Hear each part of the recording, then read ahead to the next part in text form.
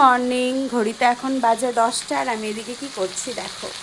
সকাল সকাল আলু ভাজা বসিয়ে দিয়েছি, একটু টুকটাক রান্না করছি আজকে, বাড়িতে যেহেতু মা নেই।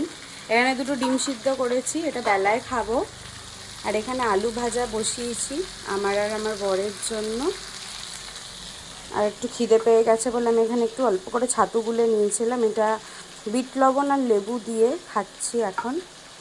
আর এখানে আলু ভাজাটা হোক।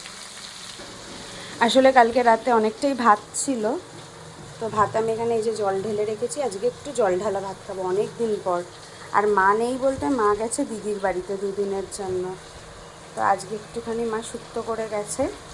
মানে দিদি যেহেতু এই শুক্তোটা খেতে খুব ভালোবাসে, তো ওর জন্য নিয়ে গেছে। আর আমি আর বড় যেহেতু খেতে ভালোবাসি, তাই এই যে আমাদের জন্য রেখে গেছে।